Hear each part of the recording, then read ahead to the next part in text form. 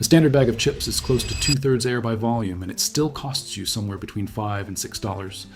The single potato it would take to fill that same bag with actual crunchy chips costs about 40 cents. Today, I'm going to show you how to turn one ordinary potato into a full bag of chips that snap exactly like the fried kind. No deep fryer, no pot of oil, no burnt oil smell hanging in the kitchen for 2 days. I'll walk you through the 4-minute method, break down the one physics fact that makes it work, and hand you the single step that decides whether you get a real crisp chip or chewy little disc that tastes like regret. Get to the seasoning part before your next grocery trip, because there's a way to make the flavor actually stick to the chip instead of falling to the bottom of the bowl. The factory does it with a spray line, and you can do it with your hands and about 3 seconds of timing. It's coming right after the method. I've been making these for months now. The bag stopped earning its place in my cart a while ago, and I doubt it's going back. Here's the part almost nobody gets right in their head. When you bite a chip and it shatters, that crunch is not the oil, it's the absence of water. A raw potato is around 80% water. A finished chip is under 2%. Crunch is what a starch structure does once you've driven the moisture out of it, and the whole rigid scaffold is left standing there dry and brittle. That's the entire secret. So what is deep frying actually doing? It's not adding crispness, it's evaporating water, violently and fast. You drop a potato slice into 350-degree oil, the water inside flash boils, and it escapes as all that furious bubbling you see. The oil is just an extremely efficient way to move heat into the slice and blow the water out in a couple of minutes. That's the whole job. The crunch is a side effect of the water leaving, which means the oil was never the point. It was the delivery truck. And once you understand that, the deep fryer starts looking less like a requirement and more like an expensive, greasy middleman.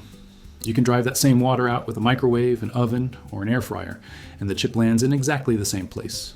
Dry, rigid, and loud. Now the method. Start with the right potato, because this genuinely matters. A russet. High starch, low moisture, low sugar. The low sugar is the quiet hero here. Sugar is what scorches and turns bitter under heat.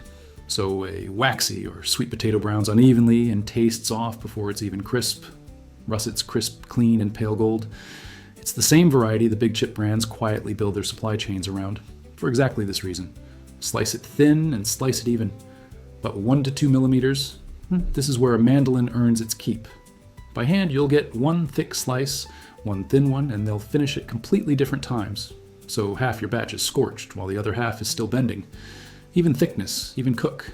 A cheap mandolin is a few dollars, and it's the difference between a snack and a science experiment. Then the step that everyone skips and everyone regrets. Drop the slices into a bowl of cold water and swish them around. You're rinsing the loose surface starch off. Do it, and the chips crisp up, separate and clean, and won't weld themselves into a single potato brick in the pan. Skip it. And the surface starch turns to glue. 2 minutes in the water is plenty. Now dry them like you mean it. This is the actual make or break. Any water still clinging to the surface has to be evaporated before the chip can crisp, so wet slices just steam themselves soft. Lay them on a towel, press a second towel on top, get them properly dry. Then a very light toss in oil. Half a teaspoon for the whole batch, just enough to coat, not to pool. The oil isn't for crisping now, it's carrying heat evenly across the surface and helping the seasoning grab later. Single layer. This is non-negotiable in every method. Slices touching means slices steaming each other instead of drying.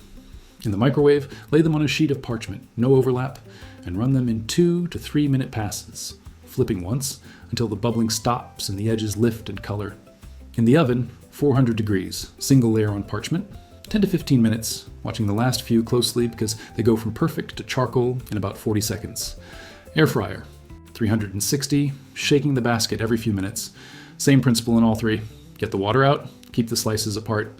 Now, the math, because it's ridiculous. One large russet is around 40 to 50 cents, and thinly sliced it produces roughly the same volume of chips as a family bag. That bag runs $5 to $6 right now, and it's been quietly shrinking for years while the price climbs. A household that goes through 2 bags a week is spending over $500 a year on air and potato slices. The homemade version, potato and a whisper of oil, lands under 50. That's a 10 to 1 gap for a product you can make in the time it takes the microwave to finish. If you're still with me this far in, you're exactly who this channel is built for. A free subscribe keeps these coming. Costs you nothing, helps me more than you'd think. And if you want to go deeper, channel members get a set of videos that never go public. More of the stuff worth quietly deleting from your grocery bill for good. Links below. Now, the seasoning. Here's the trick the bag does with a machine. Season the chip the second it comes out, while it's still hot and faintly oily. That thin film of warm oil is what the salt and spice cling to. Wait until the chip is cool and dry, and the seasoning just slides straight off onto the counter. Hot and slightly oily equals sticky. Cool and dry equals bald. That's the entire reason factory chips taste evenly coated, and your first homemade batch tasted like plain potato with a salt pile at the bottom. And use fine salt, not coarse. Fine grains have more surface contact and dissolve into that oil film instantly. For flavored versions, go powder, not granules. Powdered vinegar for salt and vinegar. A fine cheese powder, smoked paprika, garlic powder. Anything coarse just rattles around and never adheres. The factory uses ultrafine seasoning dust for this exact reason, and now so do you. One more layer, because the potato isn't the only thing this works on. The identical method turns a beet into a deep red chip, a zucchini into a thin savory crisp, and a sweet potato into something genuinely better than the $8 bag of veggie chips. Just know the sweet potato needs a lower temperature and a closer eye, because that sugar wants to burn. Kale does it too, in about half the time. It's the same physics every time. Thin, dry, single layer. Drive the water out, and if you'd like a sturdier chip, cut thicker, closer to 3 millimeters, and you've basically made a kettle chip. Denser, harder snap holds up to a dip without snapping in the bowl. Thinner slices give you that light, fast shatter. Thicker gives you the crunch that echoes. Same potato, same method. Two completely different snacks depending on where you set the blade. The strangest part of all this is how invisible it's been. This isn't lost technology. It's a potato, a blade, and heat. 3 things that have been sitting in every kitchen for 100 years. And somewhere along the way, we all just agreed to pay $6 for the version that comes in a crinkly bag. Give this one a try this week, and if it earns a spot in your kitchen, do me a favor and share it with someone still buying the bag. See you in the next one.